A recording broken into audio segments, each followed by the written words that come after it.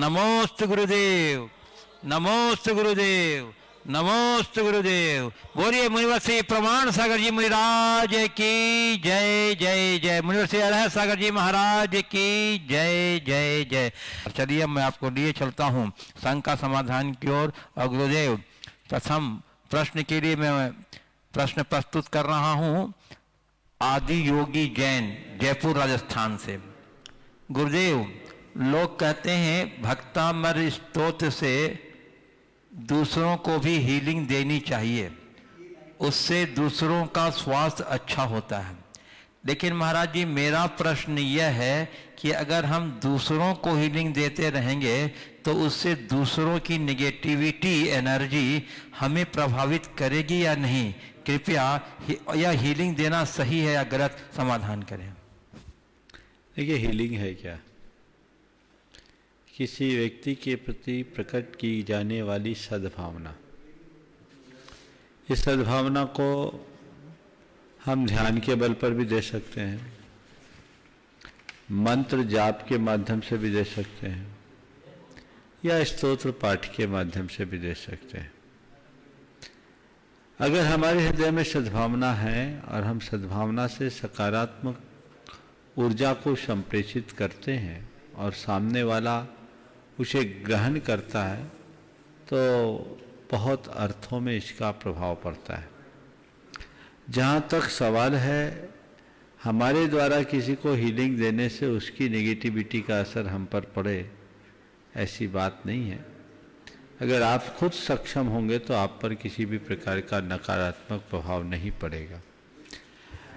हमारे यहाँ तो दवा और दुआ की बहुत पुरानी परंपरा है, इस भय से कि यदि हम किसी को हीलिंग देंगे हमारे लिए उसका नकारात्मक असर न पड़े, सद्भावना से दूर भागना अच्छी बात नहीं है।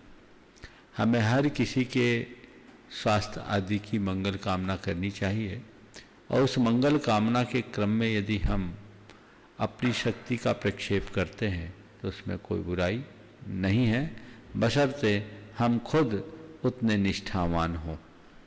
पूज्य गुरुदेव, मोरहे मणिपुर इम्फाल से श्री मोहित काला पूछ रहे हैं, गुरुदेव धर्म, कर्तव्य और संकल्प में कौन बड़ा है और हमें किसे प्राथमिकता देनी चाहिए? धर्म के प्रति प्रतिबद्ध रहेंगे तो शोध प्रतिशोध से परे हो जाएंगे, फिर लोग कायर समझने लगेंगे।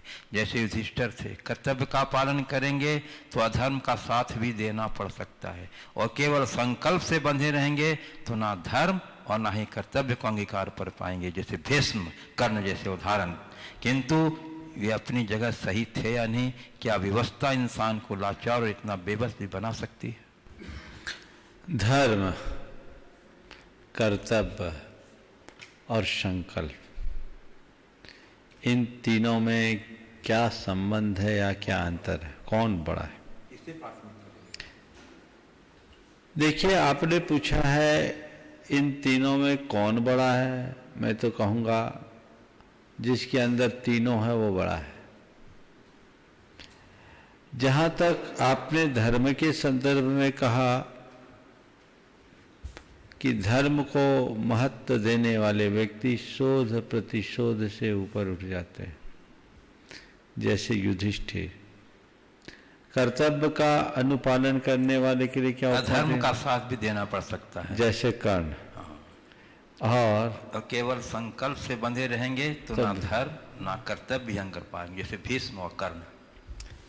देखिए, ये जो उदाहरण आपने प्रस्तुत किए हैं ये अलग संदर्भ में प्रस्तुत किए गए उदाहरण है।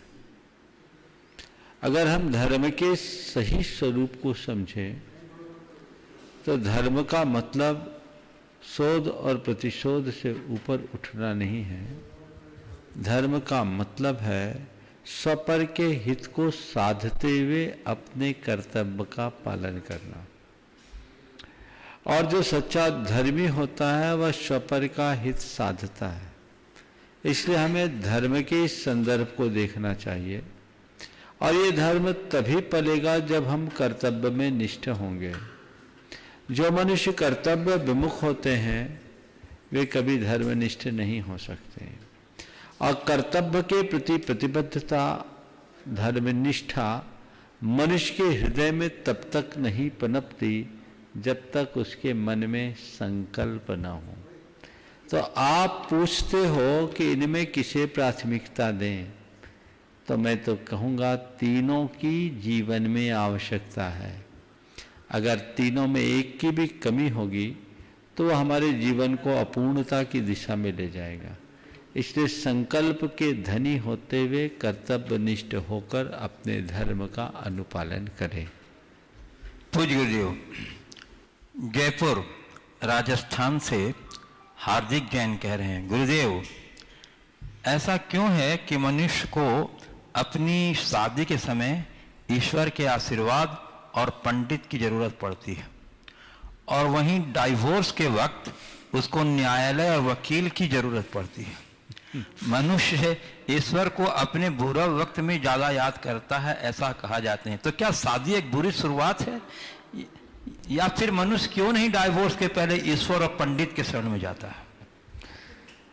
प्रश्नकर्ता के प्रश्न से तो यही लगता है कि आज के समय में शादी मनुष्य के जीवन की सबसे बड़ी दुर्घटना हो गई।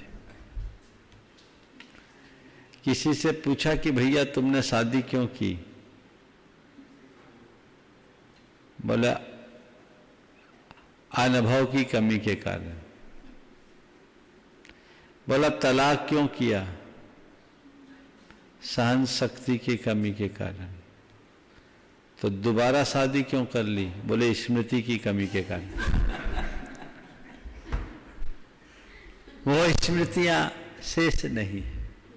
ये विडंबना है। सच्चे अर्थों में मैं आपसे कहूं कि ईश्वर की को साक्षी मानकर यदि कोई विवाह करता है तो उसका निर्वाह पूरे जीवन होगा। लोग आज ईश्वर को मानते जरूर हैं, पर ईश्वर को बड़े उथले रूप में मानते हैं। ईश्वर की साक्षी में महज एक रस्म होती है, ईश्वर की उपस्थिति का एहसास कहाँ होता है। काश हम हृदय से ईश्वर को स्थान दे, भगवान को स्थान दे, भगवान की साक्षी में अपने जीवन के शुभ संकल्पों को गढ़ें, जिससे पूरे जीवन उस संकल्प को निभाने की शक्ति प्रकट हो सके। और जिनके जीवन में ऐसा होता है उनके जीवन में तलाक जैसी कभी नौबत नहीं आती।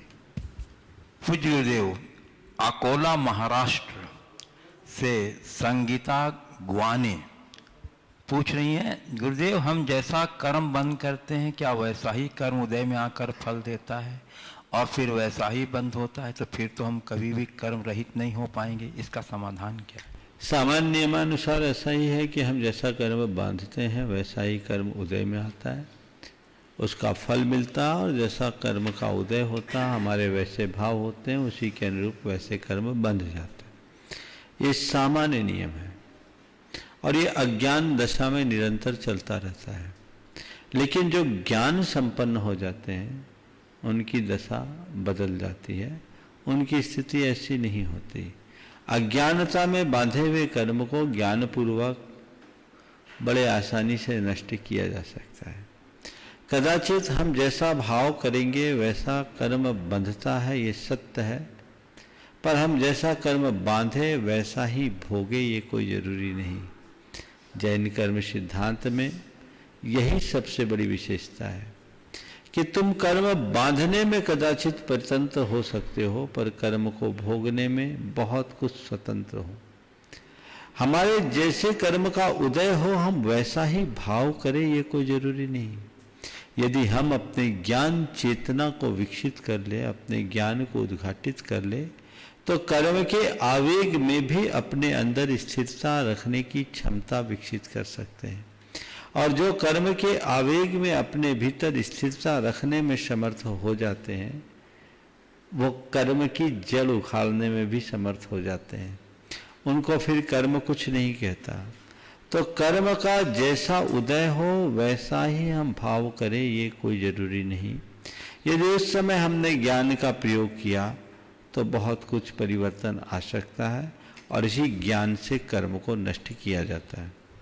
पूज्य गुरुदेव, बंडा सागर मध्य प्रदेश से श्री अक्षय जैन पूछ रहे हैं, गुरुदेव बिना मेहनत जो धन अर्जन किया जाता है उसमें क्या दोष है? अगर दोष है तो बड़े बड़े सेठ, राजा, महाराजा, चक्रवर्ती, उन्होंने तो कोई मेहनत नहीं किया था, तो उनको भी दोष लगना चाहिए। और दोष नहीं है तो शेयर बाजार से होने वाले आय में क्या दोष है? कृपया समाधान। बिना मेहनत के धन का अर्जन करना बुरा नहीं है, पर दूसरों के धन को हरना बुरा है। और बिना श्रम के धन आता भी नहीं है। बौद्धिक स्तर पर तो कोई ना कोई श्रम करना ही पड़ता है। चक्रवर्तियों को विपुल धन का लाभ होता है, लेकिन वह भी उसके लिए पुरुषार्थ करता है। भरत चक्रवर्ती ने 60,000 वर्ष खपाए अपने चक्रवर्तित्व को पूरने के लिए। दिग्विजय की यात्रा उसकी 60,000 वर्ष की थी। तो ऐसा नहीं है कि बिना श्रम के अपने आप आ जाता है। हाँ, कई ऐसे लोग होते हैं जिनको खूब पसीना बहाना पड़ता है, और कई ऐसे लोग होते हैं जिनके एक निर्णय पर करोड़ों का इधर से उधर हो जाता है। ये अलग अलग व्यक्ति की अपनी अपनी पुण्याई का फल है। जिनकी पुण्याई प्रबल होती है, उनकी बौद्धिक कुशलता ऐसी होती है कि सही समय पर सही निर्णय लेते हैं और उसका लाभ हो जाता है। तो ये सब सायास है, प्रयास सहित है, बिना प्रयास के नहीं है। अब रहा सवाल, हमारे यहाँ कहा जाता है हराम की कमाई। हराम की कमाई, हरामखोरी को एक गुनाह माना जाता है। जब हम किसी की अनुचित लाभ लें, वो हराम माना जाता है। आप किसी व्यवसाय में जितने लाभ के हकदार हैं, वो तो यथार्थ है, वो आपकी श्रम की कमाई है। लेकिन आप उसका अनुचित लाभ ले रहे हैं किसी चीज की। जैसे अभी बहुत सारी चीजों की शॉर्टेज हो रही है, उसकी कीमत 1 रुपये है, उस 1 रुपये की कीमत में वो 20 पैसा कमा रहा है, ये चलेगा। लेकिन 1 रुपये की कीमत लेकर के 20 रुपये और 20 पैसा वो कमा रहा है, इतना तक तो ठीक है। लेकिन वही 1 रुपये की चीज जरूरत का फायदा उठाकर 2 रुपये में बेच रहा है, तो वो 1 रुपया हराम की कमाई है। ये अनैतिक कमाई है। इस कमाई से व्यक्ति को बचना चाहिए, इस तरह की प्रवृत्ति से बचना चाहिए। जहां तक शेयर बाजार का काम है, शेयर बाजार हराम का काम नहीं है, लेकिन शेयर बाजार में खतरे बड़े, इनकी तरफ ध्यान रखना चाहिए। मैंने अनेक बार ये कहा कि शेयर बाजार क्या है? एक प्रकार का इन्वेस्टमेंट। शेयर बाजार एक प्रकार का इन्वेस्टमेंट है, और उस इन्वेस्टमेंट को आप हिस्सेदार बन करके करते हैं तो एक सीमा तक बुराई नहीं है। बड़ी बड़ी कंपनियां हैं, आपने उसमें से अपनी भागीदारी सुनिश्चित की और रख दिया, उसकी कमाई का लाभांश आपको मिल रहा है, इसमें उतना बुरा नहीं है। लेकिन इसके नाम पर फ्यूचर फाटका खेलना, ये एक प्रकार का जुआ है जो सर्वनाश का कारण है। मैं शेयर बाजार के विषय में अनेक बार अपने विचार व्यक्त कर चुका हूं। यदि मनुष्य एक सीमा के अंदर शेयर बाजार में निवेश करता है तो वो अधर्म नहीं है, बशर्ते जिन कंपनियों में वो निवेश कर रहा है वो कंपनियां सही हो, उसका उत्पाद सही हो, वो किसी हिंसक सामग्री का निर्माता ना हो, और फिर देख समझ करके करो कि वो कंपनी का ग्राफ ऊपर चढ़ रहा हो। आपने करके छोड़ दिया, एक लंबे समय के लिए निवेश कर दिया, रोज रोज खरीद फरोख्त करना, ये व्यापार बहुत अच्छा नहीं। बहुत सारे निवेशक को मैं जानता हूं जो आज से 20-20 साल पहले किसी कंपनी के कुछ शेयर लिए, एक प्रकार का अपना इन्वेस्टमेंट किया और भूल गए, आज वो अपना बढ़ा, वो उनकी कमाई है। पर इसमें ध्यान रखना चाहिए कि हम कैसी कंपनियों में लगाएं और अपने पोर्टफोलियो का बहुत सीमित हिस्सा, मैं हमेशा कहता हूं अपनी जितनी भी पोर्टफोलियो है उसका एक लिमिटेड हिस्सा इसमें लगाना चाहिए और अपना पैसा जो सरप्लस है वही लगाना। बाजार का पैसा लगाओगे तो बर्बाद हो जाओगे।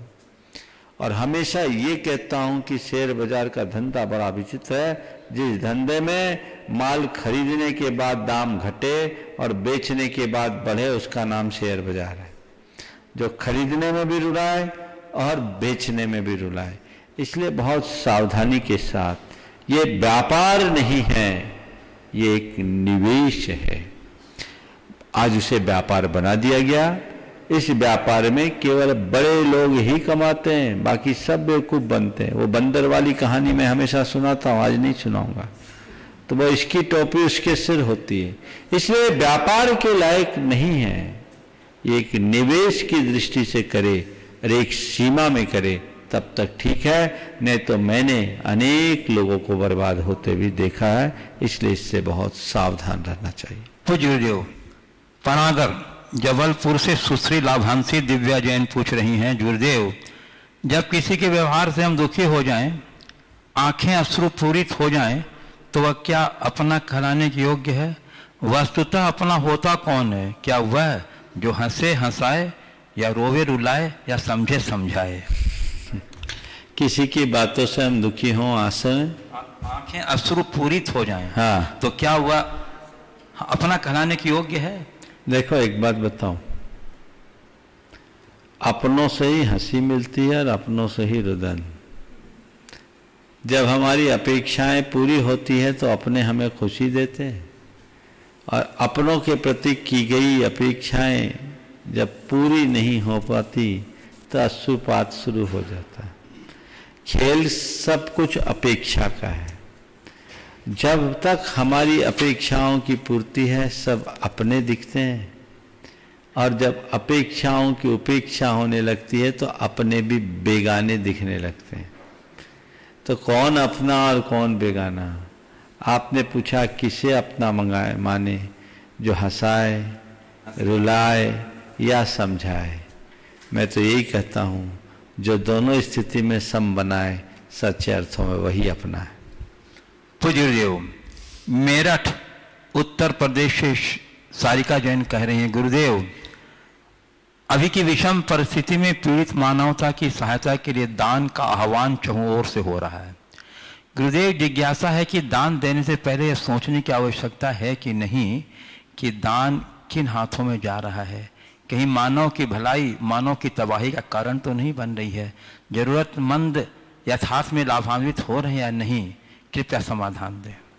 देखिए, जब हमारे सामने किसी प्रकार की त्रासदी और विपदा होती है या कोई विपत्ति में फंसा हुआ व्यक्ति प्रत्यक्ष दिखाई पड़ता है, तो उस घड़ी में उसकी सहायता करना ही हमारा सबसे बड़ा कर्तव्य होता है। और उस समय हमें ज़्यादा छानबीन नहीं करना चाहिए। लेकिन जब हमें पता लगने लगे कि वाकई में इसका कहीं दुरुपयोग भी है, गलत दुरुपयोग हो रहा है, तो ऐसी घड़ी में हम थोड़ा पता लगा करके करें। आज कुछ ऐसी घटनाएं हैं जिसका मालूम पड़े तो उसको हमें देख करके करना चाहिए। पूज्य गुरुदेव, इंदौर मध्य प्रदेश से नेहा जैन पूछ रही हैं, गुरुदेव मेरी शंका यह है कि मेरा बेटा गुणवान है, समझदार है, लेकिन आज अदर कास्ट की लड़की से शादी करने के लिए पूछ रहा है। बोलता है वह शाकाहारी है, क्या प्रॉब्लम? लेकिन हम नहीं चाहते हैं, हम चाहते हैं कि शादी हमारी समाज जैन समुदाय में ही हो। तो वह हमसे रीजन पूछ रहा है कि इसका कारण क्या है कि आप ऐसा सोचते हो। तो गुरुदेव हमें यह बताइए कि हम उसे क्या रीजन दें। लॉकडाउन खोलने के बाद ले आओ, बता देंगे। गुरुदेव ऋषभ सिंह ही बड़ा बाजार सागर से पूछ रहे हैं, आज की विषम परिस्थिति में श्रावक 60 आवश्यकों की पूर्ति कैसे कर सकता है? क्योंकि साधु के 60 आवश्यक भाव प्रधान है और श्रावकों के 60 आवश्यक क्रिया प्रधान। देखिए, क्रिया प्रधान तो है ही, पर हमने एक बार बोला आपत्ति की घड़ी में हम अपनी क्रिया के स्वरूप में परिवर्तन कर सकते हैं। देव पूजा आप घर में कर सकते हैं, गुरुओं का स्मरण करके गुरु उपासना भी घर में कर सकते हैं, उनकी सेवा भैया वृत्ति की अनुमोदना करके आप गुरु सेवा भी कर सकते हैं, स्वाध्याय आप घर में कर ही सकते हैं। दान, आज ऑनलाइन दान देने की व्यवस्था है, और अगर इतना नहीं है तो घरों में गुल्लक रखे। मैं तो सभी को कहता हूँ, जो पैसा रोज मंदिर में डालते थे, मंदिर का गुल्लक घर में रखो, वो बंद मत करना। दान की परिपाटी क्षुण्ण नहीं होनी चाहिए, घर में डालते जाओ, जब मंदिर खुलेगा वो पैसा मंदिर भेज देना, तो दान भी हो गया। अपनी शक्ति के अनुरूप संयम और शक्ति के अनुरूप तप जरूरी है। आज तप लोग करें, पर एक विशेष बात मैं लोगों से कहना चाहता हूँ, आज चतुर्दशी है, बहुत लोगों ने व्रत उपवास कर रखे हैं, लेकिन मेरा एक सुझाव है, वर्तमान जो स्थिति है उसे देख के लगता है अभी काल अधिक व्रत उपवास करने का नहीं है। खासकर 60-65 वर्ष की उम्र से अधिक लोगों को ज़्यादा व्रत उपवास अभी नहीं करना चाहिए, क्योंकि इससे आपकी शारीरिक स्थिति में कहीं कमी ना आ जाए। अभी इम्यूनिटी पावर को स्ट्रांग बनाने की आवश्यकता और अपेक्षा है। आपकी रोग प्रतिरोधक क्षमता बढ़नी चाहिए, वो घटनी नहीं चाहिए। उसे ध्यान में रखते हुए अपने भोजन पानी को आप ध्यान में रखें। तो उपवास ही तप नहीं है, उनोदर भी तप है, रस परित्याग भी तप है, अनाशक्ति बहुत बड़ा तप है। तो अन्य प्रकार से भी आप तप कर सकते हैं। इन बातों को देखिए, मैं निषेध नहीं करता कि आप उपवास करना बंद कर दो, नहीं तो कहोगे महाराज पूजा तो मंदिर की छूटी गई, अब आप आगे आगे उपवास भी बंद कर दो।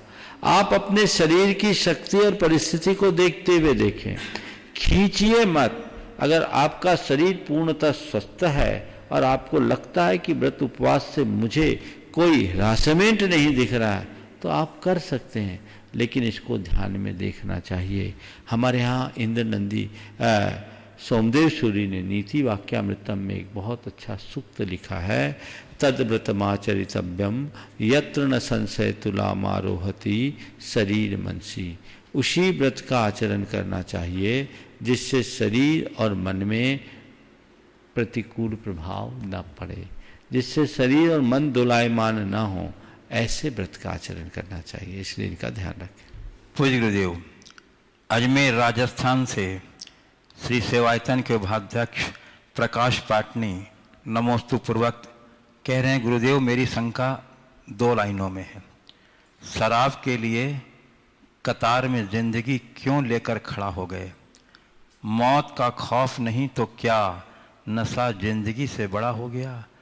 गुरुदेव, नशा का उल्टा शान भी है, शान भी पतन का ही कारण होता है, फिर ऐसा क्यों हो रहा है? कृपया समाधान करें। और गुरुदेव, इस शराब से संबंधित कई लोगों ने प्रश्न किए हैं, मैं सबको नशा मौत के खौफ से भी बड़ा हो गया, ये विडंबना है। ऐसे दौर में जिस तरह की चर्चाएं प्रकाश में आई है वो बहुत गंभीर है। सरकारें अपनी मजबूरी बता करके शराब के दुकानों को खुलवा रही है, लेकिन जिस तरह की स्थिति दिख रही है उसे देख के तो लगता है कि ये आने वाले दिनों में बड़ा भयावह रूप लेगा। इससे बहुत सारे खतरे हैं जिस पर सरकार को सोचना चाहिए। ये संक्रमण फैलाने का कारण बन सकता है और साथ ही घरेलू हिंसा की जड़ भी बन सकता है। जो लोग शराब पिएंगे वे कई प्रकार के अपराध में प्रवृत्त होंगे। नशे में व्यक्ति का होश हवास कुछ नहीं रहता। चूंकि एक लंबे समय से लोगों को मिली नहीं, तो आज लोग पागल हैं। मैंने सुना लोगों ने 50-50 बोतलें ले ली। 52,000 का एक ने ले लिया। सरकार राजस्व की प्राप्ति के लिए ये उपक्रम कर रही है। अब ये सरकार की मजबूरी हो सकती है, लेकिन इसका कोई दूसरा रास्ता भी खोजना चाहिए। वो ज्यादा उपयुक्त होगा, क्योंकि इसके जो साइड इफेक्ट होंगे मुझे लगता है वो कहीं महंगा ना पड़ जाए। अगर संक्रमण फैलेगा तो सरकार को बहुत बड़ी कीमत चुकानी पड़ सकती है। अपराध बढ़ेंगे तो इसका बड़ा भयावह परिणाम होगा। इस पर विचार करना चाहिए और सरकारों को उन राज्यों से सीख लेना चाहिए। 2 राज्य भारत में ऐसे हैं, गुजरात और बिहार, जहां शराब पर पूर्ण प्रतिबंध है। वे अपने राजस्व को कैसे चला रहे हैं। जनता को भी सरकारों को कहना चाहिए कि भैया आपके राजकोष में कमी हो तो आप हमसे दूसरे रूप में ले लो, चाहे टैक्स बढ़ा दो, चाहे शेष ले लो, पर ये शराब के माध्यम से सर्वनाश न करो। राजकोष को सुरक्षित रखना सरकार की एक बहुत बड़ी चिंता है। मुझे बताया कि अभी तो वेतन बांटने के भी लाले पड़ जाएंगे। समस्या है, मैं इन चीजों को समझता हूं, लेकिन ऐसी कोई समस्या नहीं जिसका कभी समाधान न हो। इसका ठोस समाधान देखना चाहिए। इस पर पुनर्समीक्षा होनी चाहिए कि ये आखिर क्या है और इसका अंत क्या होगा। मुझे नहीं लगता कि इसका अंत अच्छा होगा, इसलिए इससे पहले कि अंजाम बिगड़े, इस जाम से नाता तोड़ देना चाहिए। और लोगों से भी मैं कहूँगा, जीवन के महत्व को समझे, अपने जीवन को इस तरह बर्बादी के कगार पर न ले जाए। शराब शरीर के लिए भी अच्छा नहीं, स्वास्थ्य के लिए भी अच्छा नहीं, परिवार और समाज के लिए भी अच्छा नहीं, और इस संकटकालिक दौर में तो कतई अच्छा नहीं। इसलिए जो भी शराब के आदी लोग हैं वे अपने आप पर संयम रखें और शराब से तौबा करें। गुरुदेव, न्यूयॉर्क अमेरिका से गुणायतन के शिरोमणि संरक्षक श्री दिनेश जी, श्रीमती वीना जी पापड़ीवाल, जयपुर निवासी, नमोस्तु करते हुए पूछ रहे हैं, गुरुदेव हाँ गुरुदेव, संसार में आत्मा सबसे सूक्ष्मय है, फिर भी मनुष्य आत्मा की जगह शरीर से प्रेम करता है, ऐसा क्यों? शरीर दिखता, आत्मा दिखती नहीं। जो दिखता उससे प्रेम करते हैं। जिन्हें आत्मा का अनुभव है, जिन्हें आत्मा की समझ है, जिन्हें आत्मा पर श्रद्धा है, उनका शरीर से अनुराग नहीं होता, वो आत्मा से अनुराग रखते हैं। हमें चाहिए कि हम भेद विज्ञान करें और आत्मा के स्वरूप को ठीक तरीके से समझे, पहचाने। यदि उसे पहचानने में हम समर्थ हो जाएंगे, हमारी दिशा दृष्टि सब परिवर्तित हो जाएगी। पूज्य गुरुदेव, गुणायतन प्रवासी जयपुर निवासी श्री नंदलाल जी जैन छाबड़ा नमोस्तु पूर्वक पूछ रहे हैं, गुरुदेव सफलता एवं लोकप्रियता 2 शब्द हैं। सफलता अनावश्यक रूप से शत्रु पैदा कर देती है और लोकप्रियता अकारण ही आलोचक खड़े कर देती है। यदि आलोचक है तो मानकर चल सकते हैं कि उनके भीतर हल्के से छींटे शत्रुता के भी रह गए होंगे, तो ऐसी परिस्थिति में व्यक्ति की शत्रुता निभानी पड़ जाए तो क्या करें? सफलता अनावश्यक शत्रु खड़े कर देते हैं और लोकप्रियता अकारण ही आलोचक अकारण आलोचक उत्पन्न कर देते हैं। आगे क्या पूछा? यदि आलोचक है तो मानकर चल सकते हैं कि उनके भीतर हल्के से छींटे शत्रुता के भी रह गए होंगे, तो ऐसी परिस्थिति में व्यक्ति की शत्रुता निभानी पड़ जाए तो क्या करें? आपने किसी पेड़ को देखा होगा। पेड़ कब बनता है? जब बीज बोया जाता है, और बीज बोने के बाद जब बीज के साथ अंकुर फूटता है, तो अंकुर होने के साथ साथ खरपतवार भी उगाते हैं। उनके मध्य उस बीज को बढ़ना होता है, विकसित होना होता है, पौधा बनता है। और जो बीज को बोने वाला होता है उस पौधे के लिए खाद पानी देता है और आसपास उग आई खरपतवार को हटाता है। खरपतवार उगेंगे, इसे कोई रोक नहीं सकता। हमें केवल इतना ध्यान रखना है कि खरपतवार हम पर हावी ना हो। अपने जीवन के विकास के लिए हमें संघर्ष तो करना ही पड़ता है। उस पौधे की वृद्धि के लिए साथ साथ उसके चारों तरफ एक ट्री गार्ड भी लगाना पड़ता है। ट्री गार्ड उसके लिए एक घेरा है,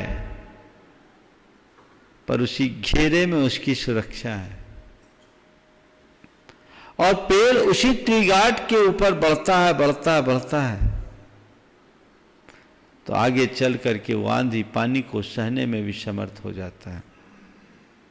पेड़ जब बड़ा होता है तो उसे सर्दी, गर्मी, बरसात सब सहना पड़ता है, तभी वह सबको छाया दे पाता है। उसमें फूल और फल लगते हैं, तब वो बीज सफल हो पाता है। लेकिन ये सबको पता है कि जब जब पेड़ में फल लगते हैं उसे पत्थर भी झेलने पड़ते हैं। ये सफलता की पहचान है। अगर फल लगेंगे तो पत्थर पड़ेंगे। पत्थरों का पड़ना कोई बड़ी बात नहीं है, पर पत्थर खा करके भी फल देना पेड़ की महानता है। सफल व्यक्ति की यही पहचान है। पत्थर खा करके भी फल दे। जो थोड़ी थोड़ी बातों से प्रभावित हो जाते हैं वे अपने चरम लक्ष्य को कभी हासिल नहीं कर पाते। जीवन की अंतिम सफलता सर्वसहा बनने में। जहां तक आलोचक बनने की बात है, वो आलोचना भी एक अंग है। जब कभी ज्योति जलाना हो तो धुआं तो उड़ेगा ही, बिना धुआं के ज्योति नहीं जलती। हमारा ध्येय ज्योति के प्रकाश को फैलाने का है, धुआं में उलझने का नहीं। इसलिए धुएं की तरफ हम दृष्टि न दें, धुएं का रोना न रोएं। अगर कोई आलोचना करता है तो हमारे यहां तो कहा गई निंदक नियरे राखिए। आलोचक के प्रति यदि शत्रुता का मनोभाव आ रहा है तो यह भी कहीं न कहीं हमारी दुर्बलता को ही प्रकट कर रहा है। आलोचक बुरा नहीं होता, वो हमें हमारी कमियों को दिखाता है। सच्चा व्यक्ति वही होता है और वही व्यक्ति सफल होता है जो अपने आलोचकों से भी प्रेरणा पाता है। हमें तो उनका आभारी बनना चाहिए। शत्रुता क्यों? और यदि मन में शत्रुता की भावना है तो कहीं न कहीं ये हमारी कमजोरी को उजागर कर रही है। पूज्य गुरुदेव, दिल्ली से श्री मुकेश कीर्ति जैन मेट्रो गुणायतन ट्रस्टी नमस्तु पूर्वक पूछ रहे हैं, गुरुदेव हम किसी को दिल से क्षमा तो कर देते हैं पर वो वाक्य याद रह जाता है। ऐसा क्या करें कि एक बार किसी को क्षमा करें या क्षमा मांग लें तो बाद में वह वाक्य मानस पटल पर बिल्कुल भी न रहे और साफ स्लेट की तरह हो जाए। देखिए, किसी को क्षमा करने के बाद वाक्य का याद रहना बुरा नहीं है, लेकिन घाव का हरा बना रहना बुरा है। वाक्य तो हमारी स्मृति का विषय है। स्मृति अलग है और संस्कार अलग है। यदि हमने किसी के प्रति किसी कटुता के कारण बाद में क्षमा मांगकर उसे समापन कर दिया तो मन की कटुता दूर होनी चाहिए। ये स्मृति में आए कि इससे हमारी कभी कटुता थी, इस वजह से कटुता थी, तब तक बुराई नहीं है। ये स्वाभाविक है। स्मृति विस्मृति में नहीं बदलती। लेकिन उस स्मृति के साथ हमारी पुरानी स्मृतियां ऐसी संस्कार के रूप में परिणत हो जाए कि खून खोलने लगे, तभी क्षमा हुई नहीं। हमने क्षमा किया यानी वैर भुला दिया, अपनी उस बुरी स्मृति को साफ कर दिया कि नहीं ठीक है, जो होना था सो हो गया, अब मैंने उसे निकाल दिया। ये भाव अगर लाए तो चीजें ठीक होगी और तभी धीरे धीरे हमारी स्मृतियां छीन होंगी। पूज्य गुरुदेव, विदिशा से रिमझिम सिंघई पूछ रहे हैं गुरुदेव, समय बड़ा बलवान होता है, आज वह देखने को मिल रहा है। पहले के लोग कहते थे घर पर रहने के लिए समय नहीं है, अब कहते हैं घर से बाहर कब निकले। गुरुदेव, अच्छा समय तो आसानी से कट जाता है, पर बुरा समय मुश्किल से काटना पड़ता है। तो गुरुदेव, हम ऐसा क्या करें कि बुरा समय भी आसानी से कट जाए? गुरुदेव, मैं निगेटिव सोच वाली थी, लेकिन जब से भावना योग किया है थोड़ी थोड़ी पॉजिटिव सोच होने लग गई है। इसी संदर्भ में मेरा एक प्रश्न यह भी है कि भावना योग मुंह से उच्चारण किए बिना मन में स्मरण करके किया जा सकता है या नहीं? देखिए, बुरा समय कैसे काटा जाए? अच्छा समय तो अच्छे से कट जाता है। मुझे समझ में नहीं आता कि आप इस समय को बुरा क्यों मान रहे हैं। अगर आपकी दृष्टि बदल जाए तो इस बुरा समय को भी आप अच्छा समय में परिवर्तित कर सकते हैं। आज के समय में देखा जाए तो आपके पास भरपूर समय है। यदि आप उसका सदुपयोग करें तो इसे जीवन की एक उपलब्धि में परिवर्तित कर सकते हैं। लोगों के पास कहते हैं कि समय नहीं कट रहा है, और मेरे पास तो समय ही नहीं है। अपने आप को अच्छे कार्यों में व्यस्त करें। भले तालाबंदी के कारण लोग बाहर नहीं निकल पा रहे हैं, बहुत सारी गतिविधियां प्रभावित हो रही है, लेकिन घर बैठ कर के जितना अच्छा कर सकते हैं वो तो करना शुरू कीजिए। कुछ अच्छा पढ़िए, कुछ अच्छा लिखिए, कुछ अच्छा सीखिए, कुछ अच्छा करने का भाव कीजिए। बहुत सारे लोगों का वर्क फ्रॉम होम चल रहा है, घर से ही अपने व्यावसायिक कार्यों को कर रहे हैं। वो जितना बन सके करिए, और अपने शारीरिक स्वास्थ्य आदि के प्रति आप ध्यान दें। तो मैं समझता हूँ, मैंने एक दिन संघर्ष समाधान में बताया भी था कि अपनी दिनचर्या को हम किस तरह व्यस्त रख करके अपने जीवन को मस्त बना सकते हैं, वो हम करें। हम इस प्रसंग में बिल्कुल भी व्याकुल न हों।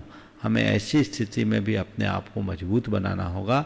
और एक बात और मैं आप सबसे कहूँगा कि अब जिस तरह की स्थितियाँ निर्मित हो रही है, उसे देख कर लगता है कि लड़ाई लंबी चलेगी।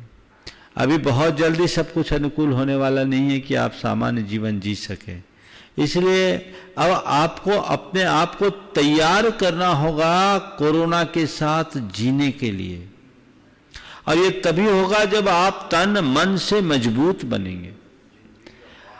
आपको इससे अपने आप को एडजस्ट करने के लिए राजी होना पड़ेगा। तो जिन चीज़ों से आपकी रोग प्रतिरोधक क्षमता बढ़ती हो, खान पान के साथ योग ध्यान भी बहुत जरूरी है, जो आपको मजबूत बनाएगा। नकारात्मकता से अपने आप को बचाइए, अनावश्यक कार्यों से अपने आप को दूर कीजिए, बार बार स्क्रीन की उन बातों से भी अपने आप को बचाइए जिससे आपके अंदर की नकारात्मकता ज़्यादा बढ़ती है। अपने समय का सदुपयोग कीजिए और इस जंग से जूझने का रास्ता अपनाइए। यदि ऐसा आप करते हैं तो वो आपके जीवन की एक बहुत बड़ी उपलब्धि बन सकती है, और इसके बदौलत हम अपने जीवन में इस अशुभ समय से भी शुभ कर सकते हैं। दूसरी बात भावना योग का है। आपके अंदर भावना योग से परिवर्तन आया, बहुत खुशी की बात है। आप और परिवर्तन अपने भीतर ला सकते हैं। नियमित करते रहिए भावना योग। भावना योग नियमित करने का परिणाम जरूर आएगा। बहुत लोगों के जीवन में बहुत बड़ा परिवर्तन आया है, जिन्होंने अपने अपने अनुभव भेजे हैं, और 3 विश्वविद्यालयों में भावना योग पर शोध कार्य चालू हो रहा है। विदिशा के इंजीनियरिंग कॉलेज ने तो अपने पाठ्यक्रम में रखने का निर्णय कर लिया, पर उसी के बाद तालाबंदी हो गई। जैसे कार्यक्रम शुरू होगा, चौहान साहब का संदेश कि वैसे लगाएंगे, उसका पूरा सिलेबस भी उनने बना लिया है। तो एक अच्छी चीज़ है, और इसमें आप लोगों के अनुभव यदि एकत्रित होते हैं तो आगे अध्ययन करने वालों के लिए बहुत अनुकूल होगा। जहाँ तक भावना योग को मन में करने का सवाल है, मन में करने को कर सकते हैं, पर उसका प्रभाव कम पड़ेगा और प्रमाद भी आएगा। अगर आप उच्चारण पूर्वक दोहराएंगे तो वो आपके सबकॉन्शियस में ज़्यादा प्रभावी होगा। पूज्य गुरुदेव, दमोह मध्य प्रदेश से श्रीमती कामना जैन पूछ रहे हैं, गुरुदेव आपातकाल किसे कहेंगे? अभी लॉकडाउन में आपातकालीन धर्म के रूप में हम लोग घरों में तस्वीर के सामने, मंदिर जी के शिखर के सामने, टीवी के सामने बैठकर पूजा कर रहे हैं। तो भय यह है गुरुदेव कि सामान्य काल में भी लोग इसे आधार बनाकर छोटी छोटी समस्या को भी आपातकाल मानकर मंदिर न जाकर घर में ही पूजा पाठ करने लग जाएं। इसलिए आपका मार्गदर्शन अपेक्षित है। और क्या गुरुवर्ग अभी की स्थिति में की जाने वाली पूजा आराधना का पुण्य भी सामान्य दिनों जैसा ही मिलेगा या कम मिलेगा? देखो, बात जहाँ तक आगे लोगों की चिंता का है, चिंता मत करो, हम लोग बैठे हैं। जैसे अभी आपको आपातकालीन धर्म निभाने के लिए प्रेरणा दे रहे हैं, आपातकाल मिटने के बाद, सामान काल आने के बाद फिर आपको अपना धर्म करने का उपदेश दिया जाएगा, फिर आप लोगों को रिचार्ज करेंगे। थोड़ा बहुत आदत को सुधारने में टाइम लगेगा, लेकिन सब चीज़ें ठीक हो सकती है, इसलिए अभी से उसकी चिंता करने की जरूरत नहीं है। ऐसा उल्लेख आता है कि चौथे काल में 1000 वर्ष की तपस्या से जितने कर्म करते हैं, पंचम काल में एक दिन में वह काम वो अलग है। एक दिन की तपस्या से वो कर्म करता है। क्यों? चौथे काल में जो तुमने कर्म काटे वो अनुकूलता में काटे, और पंचम काल में जो काटे वो प्रतिकूलता में काटे। इसका तात्पर्य यही है कि विषम परिस्थिति में किया गया धर्म ज्यादा फलदायी होता है। इसलिए चिंता मत करना, भावों से भर करके काम करो, तुम्हें ज्यादा लाभ मिलेगा। लुका छिपी से भगवान को देख करके करोगे तो शायद गड़बड़ हो जाए। घर में भावों से काम करो, अपने को बचाओ, अपने परिवार को बचाओ, समाज को बचाते हुए करो। पूजा हमारे अंदर है। नानमयम जिनबिंबम, मेरा जिनबिंब ज्ञान में मेरे भीतर है, अबे मुझे उसे देखना है। अब भगवान को याद करके भगवान का गुणगान करो, भक्ति करो, अपनी विशुद्धि को बढ़ाओ। ये सारा लाभ हो सकता है, इसमें कोई संशय की बात नहीं है। रहा सवाल कि बहुतों को चिंता है कि कल लोग मंदिर जाना ही छूना छोड़ दें। चिंता मत करो, समय बदलते ही सब कुछ बदलता है। थोड़ा बहुत ऊपर नीचे होगा, लेकिन अंततः जब स्थितियां सामान्य होगी, लोग वापस लौटेंगे। पूज्य गुरुदेव, देवेंद्र अजमेरा गया बिहार गुणायतन ट्रस्टी नमन करते हुए कह रहे हैं, गुरुदेव आपके द्वारा प्रशस्त भावना योग, मंत्रों द्वारा आहुतियाँ, प्रवचन एवं शंका समाधान का यह अनवरत श्रृंखला कोरोना की बढ़ते जा रही प्रचंड विभीषिका में अत्यंत सकारात्मक है।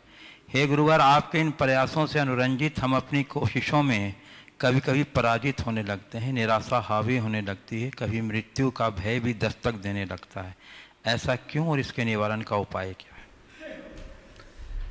देखिए, मृत्यु का भय दस्तक देता है, हताशा होने लगती है, मन के संस्कार है।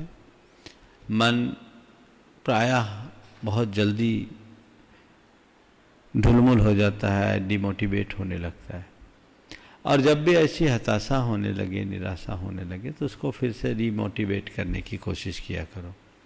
आप रोज प्रवचन सुनते हैं, रोज भावना योग करते हैं, शंका समाधान सुनते हैं, अपने आप को रिचार्ज करो। और जब गड़बड़ होने लगे तो फिर से कोई एक प्रवचन निकाल करके सुन लो और अपने आप को स्थिर कर दो, प्रेरणा मिलेगी। कुछ आत्मसंबोधन के बल पर भी आप अपने आप को प्रेरित कर सकते हैं और अपने अंदर स्थिरता ला सकते हैं। घबराने की बात नहीं है। जहाँ तक मृत्यु का भय, हमें मृत्यु से भयभीत होने की ज़रूरत नहीं है। उम्र के हिसाब से एक दिन जाना तो सबको है ही, और किसी भी उम्र में कभी भी किसी की मृत्यु हो सकती है। हमेशा ये ध्यान रखना चाहिए, न मे मृत्यु कुतो भीति, न मे व्याधि कुतो व्यथा, न हम बालो न वृद्धो हम, न युवे तानी पुद्गले। जब मेरी मृत्यु ही नहीं तो डर किसकी? किसकी मृत्यु होगी? एक दिन तो जाना ही है, डरना क्यों? कोई अमर होकर आया, आप तो गया के हो। पता नहीं रोज कितने का श्राद्ध तर्पण होता है। मैंने सुना है वर्तमान में अभी तालाबंदी के कारण वहाँ के पंडों को श्राद्ध तर्पण करना पड़ा, जो वहाँ का नियम है। तो कहने का तात्पर्य ये हमारे वैराग्य को बढ़ाने का एक बहुत बड़ा मंत्र है। मणिमंत्र तंत्र बहु होई, मरते न बचावे कोई। एक दिन सबको जाना है, ये तो हम लोगों ने जन्म से ही सीख रखा है। इसलिए मृत्यु से डरने का क्या काम? जब मरना होगा तो मरेंगे, पर एक ही बार मरेंगे। मरने की चिंता में जीते जी क्यों मरे? इतनी सी समझ अपने भीतर विकसित करेंगे तो सारी स्थितियां अनुकूल बन जाएगी। पूज्य गुरुदेव, मकरोनिया सागर मध्य प्रदेश से श्री आनंद सर्राफ जैन पूछ रहे हैं, गुरुदेव प्रश्न यह है कि एक इंद्रिय जीव वनस्पति काय में पौधे वृक्ष जन्म से अंत तक अपना संपूर्ण जीवन मानव के लिए जड़ से लेकर सिख तक जान निछावर कर देता है, तो क्या ये कल्पतरु सद्द्रव्य हैं क्या? इनके लाभ गुण उपकार जितने भी गिनाए जाएं मानव से ज़्यादा ही होंगे। तो गुरुदेव ये अपनी वर्तमान पर्याय से कहाँ जाते हैं और इस पर्याय में कैसे आ जाते हैं, कृपया समाधान दें। देखिए, वनस्पति प्रकृति का एक बहुत बड़ा वरदान है। वो एक इंद्रिय होकर के भी हम सबके लिए वरदान बने हुए हैं। अगर ये पेड़ पौधे ना हो तो हमें सांस लेना भी मुश्किल, हम जिंदा ही न रह सके। तो ये तो आपने पूछा है कि कल्पतरु सम है क्या? मैं तो कहूँगा इन्हें वरदान मानो, ये कल्पतरु ही है, कलयुग का कल्पतरु यही है। वो कल्पतरु होते थे, आज भी कल्पतरु हैं, पर आज हमारी इच्छाएं इतनी हो गई कि उनने फल देना बंद कर दिया। अब हमें थोड़ा प्रयास करके काम करना पड़ता है। हम इन्हें संरक्षण दे, कहीं ऐसा ना हो कि ये हमारे हाथ से चले जाए। आपने पूछा है कि ये अपने इस भाव से कहाँ जाएंगे, कहाँ जाते हैं और कहाँ से आते हैं? कहाँ से आते? ये प्रकृति है। आने के लिए तो अगर आपसे बोलूं तो देवता भी मर करके एक इंद्रिय बन जाता है, और एक इंद्रिय आकर के मनुष्य भी बन सकते हैं। वे अपने जीवन का उत्थान भी कर सकते हैं। हालांकि पेड़ पौधे प्रकृति के एक विधान के परिणति के रूप में इस तरह से उत्पन्न होते हैं। वे बुद्धिपूर्वक हमारे लिए कुछ नहीं कहते, न करते, लेकिन उनसे प्रेरणा लेकर हम अपने जीवन में अच्छा करने का संकल्प लें तो अपना जीवनोत्थान निश्चित रूप में कर सकते हैं। तो गुरुदेव, नांदेड़ महाराष्ट्र से यश जैन पूछ रहे हैं, गुरुदेव मंत्र के गलत उच्चारण से एनर्जी में फर्क क्यों पड़ जाता है? गुरुदेव, इस पूरे ब्रह्मांड की शक्ति अपने एक शरीर के अंदर है, तो क्या गुरुदेव शरीर के पूरे चक्र को हम कैसे एक्टिवेट करें कि हम अपने जीवन को सार्थक बना सकें? रेडियो तो आप लोगों ने देखा होगा, तो रेडियो जब चालू करते हैं तो रेडियो से कोई भी बात कब निकलती है? जब उसकी फ्रीक्वेंसी सेट होती है ना। टीवी चैनल में भी है, पर टीवी चैनल में उतना कम दिखता है, रेडियो में फ्रीक्वेंसी ज़्यादा मिलानी पड़ती है। टीवी चैनल में भी बिना नंबर लगाए मिलाए कोई भी चैनल ऑन नहीं होते। तो रेडियो में खासकर हम देखें कि फ्रीक्वेंसी में थोड़ी सी भी कमी होती है तो आवाज़ घरघराती है ना। ये अनुभव उन लोगों का होगा जब टीवी नहीं आई और क्रिकेट के मैच लोग ट्रांजिस्टर पर सुनते थे या न्यूज़ ट्रांजिस्टर पर सुनते थे। उस जमाने में, हमारे ज़माने में ऐसा था, तो उस समय थोड़ा सा भी गड़बड़ हो जाए तो बड़ा डिस्टर्बेंस, घरघराहट होती थी। क्यों? फ्रीक्वेंसी गड़बड़ हो गई, और फ्रीक्वेंसी सेट ना होने से गड़बड़ हो जाए तो कभी कभी डबल स्टेशन भी लग जाती, उसी में विविध भारती, उसी में सिलोन लग जाता था। तो ये चीज़ें, ये क्या है? फ्रीक्वेंसी सेट होती है तो शब्द सही निकलते हैं, तरंगे तो है पर फ्रीक्वेंसी नहीं। इसी तरह मंत्र के शुद्ध उच्चारण से उसकी फ्रीक्वेंसी सही बनती है, इसलिए वो शक्ति ठीक तरीके से प्रकट होती है, और फ्रीक्वेंसी बिगड़ जाने से उसकी शक्तियाँ उद्घाटित नहीं होती। इसलिए हमारा प्रयास होना चाहिए हम मंत्र को शुद्ध रीति से उच्चारित करें। और क्या पूछना चाहता था? जी, ये पूछ रहे हैं कि क्या हम अपने शरीर के पूरे चक्र को एक्टिवेट कर सकते हैं? देखिए, फ्रीक्वेंसी सेट होगा तो आपका कण कण एक्टिवेट हो सकता है। आप सेट करिए, इसी का नाम साधना है। पूछ गुरुदेव, उदयपुर राजस्थान से अनिल मेहता पूछ रहे हैं, गुरुदेव कितनी भी फ्रूटी पी लो वो शरीर को आम के गुण नहीं दे सकती, फिर भी इंसान कृत्रिम वस्तु के पीछे दीवाना, जबकि प्राकृतिक फल सब्जी में कुदरती औषधि गुण होते हैं। तो इंसान को प्राकृतिक वस्तु के उपयोग हेतु कैसे जगाएं जिससे उनके दिमाग की चेतना मजबूत करे कि प्राकृतिक चीज़ों को अपनाओ और सदा स्वस्थ रहो? बहुत अच्छी बात कही है। प्राकृतिक चीज़ों के प्रति मनुष्य को कैसे जगाए ताकि वो प्राकृतिक चीज़ों को अपनाए। फ्रूटी और आम में बड़ा अंतर है। वही अंतर है जो माँ के दूध में और डब्बे के दूध में। हमें चाहिए कि हम नैसर्गिकता की ओर आए। प्रकृति से प्राप्त जो चीजें हैं जिनमें सब प्रकार के अच्छे गुणधर्म हैं, हम उनका सदुपयोग करें। यदि ऐसा करेंगे तो हमारे जीवन के लिए एक बहुत बड़ी उपलब्धि होगी। हमें उसकी तरफ सोचना चाहिए और आज के इस दौर में तो किसी भी पदार्थ को हमें सेवन करने से पहले 100 बार सोचना चाहिए। प्राकृतिक चीज़ों को लीजिए, उसमें अपने आप मिनरल है। आप डाब का पानी पीजिए, मिनरल वाटर पीने की कोई ज़रूरत ही नहीं है। ये चीज़ें समझ करके चलना चाहिए, वो हमारे स्वास्थ्य के अनुकूल होगा, वही सात्विक है, उसी से सुखी होंगे। तो गुरुदेव, बड़ा बाजार सागर से ऋषभ सिंह ही पूछ रहे हैं। दोबारा आ गया नाम इनका, एक बार तो आ गया था। हाँ, ऋषभ सिंह के 2 सवाल है। चलो पूछ लो। चलिए। साधु को आनंद साधना में आता है, श्रावक को भक्ति में और ज्ञानी को आत्मानुभूति में। गुरुवर संपन्न व्यक्ति को आनंद कब आता है? क्या दान देने में, या लोगों को मदद करते हुए फोटो छपवाने में, या अपने दान की प्रशंसा सुनने में? जिसको जिसमें आनंद आए वो आनंद तो आ जाए कम से कम। आजकल तो आनंद ही दुर्लभ हो गया है। वस्तुतः किसी को भी किसी से आनंद इस चीज पर निर्भर नहीं है कि वो क्या कर रहा है, वो किस मानसिकता से कर रहा है उस पर निर्भर है। आप देखो, कई लोग हैं जो कांटे में चल करके भी आनंदित होते हैं, और कईयों को डनलप के गद्दे में भी तकलीफ होती है। आनंद हमारी मानसिकता पर निर्भर करती है, हम किस मानसिकता के साथ काम कर रहे हैं, सब कुछ उसी के ऊपर अवलंबित होता है। तो गुरुदेव, जबलपुर मध्य प्रदेश से राजुल जैन पूछ रहे हैं, गुरुदेव मेरी शंका यह है कि माता जी बैठ कर आहार लेती हैं जबकि महाराज जी खड़े होकर आहार लेते हैं, जबकि आर्यका जी उपचार से भी महाव्रती तुल्य हैं, तो ऐसा क्यों? फिर तो आप ये भी पूछ सकते हैं कि मुनि महाराज दिगंबर होते हैं, आर्यकाएं कपड़ा पहनती है, ऐसा क्यों? अरे वो आर्यका इसलिए बैठ के लेते हैं, मुनि है इसलिए खड़े होकर लेते हैं। सबकी अपनी अपनी चर्या है, जिसकी जैसी चर्या उसको उसी चर्या के अनुरूप देखना चाहिए। आप दिमाग ये मत लगाओ कि आर्यका बैठ के क्यों लेती, मुनि खड़े होकर क्यों लेती है। बस ये देखो, आर्यका अपना निभा रही है, मुनि अपना निभा रहे हैं। आप अपने अपनी भूमिका के अनुरूप चर्या करो। मुनि बनो तो खड़े होकर लेना, आर्यका बनो तो खड़े होकर लेने की कोशिश मत करना, बैठ कर लेना।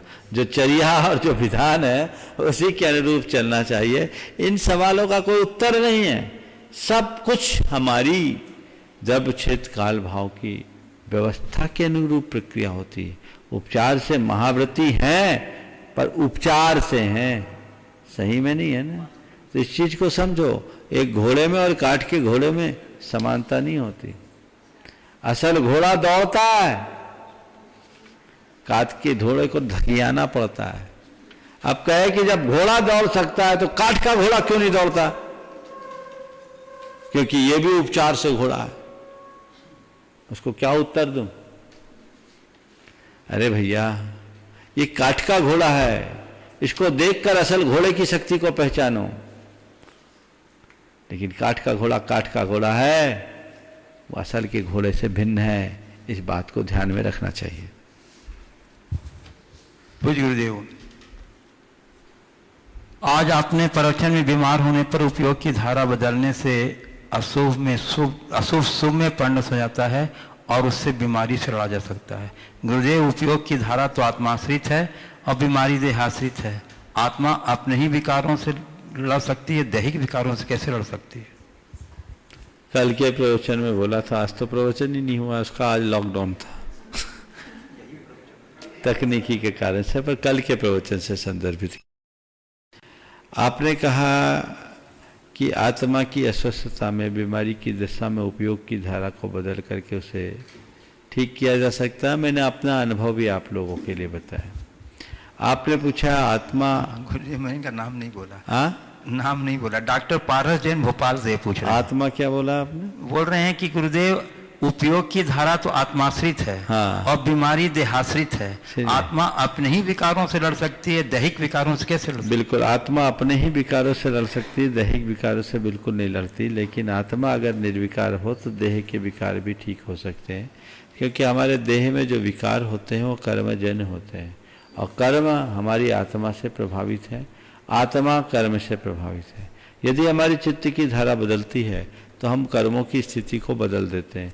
कल मैंने इस पर काफ़ी विस्तार से चर्चा की थी कि कैसे कर्मों की केमिस्ट्री को बल पर बदल सकते हैं। हमारे भावों का बड़ा प्रभाव होता है। जैसे समझने के लिए, कोई व्यक्ति का मन बड़ा दुखी हो, उसे कोई एकदम उदास विषन्न मुख हो और उसे कोई थोड़ा सा समझाइश दे, देखते देखते उसके चेहरे में प्रसन्नता का भाव आ जाता है। ये प्रसन्नता क्यों कर आती है? उसके रसायनों में परिवर्तन हुआ ना, थोड़ी सी समझाने से। तो जैसे दूसरे के मोटिवेशन से हमारी सोच में बदलाव होता है, वैसे खुद के मोटिवेशन से भी हो सकता है। समय आप सबका हो गया। खुद के मोटिवेशन से भी हो सकता है, और उस तरह का हम मोटिवेशन लें तो अपने जीवन में आमूलचूल परिवर्तन कर सकते हैं। इस प्रकार आज के सत्र को परम पूज्य गुरुदेव के चरणों में नमन अर्पित करते हुए यहीं पर विराम। बोलिए परम पूज्य आचार्य गुरु विद्यासागर जी।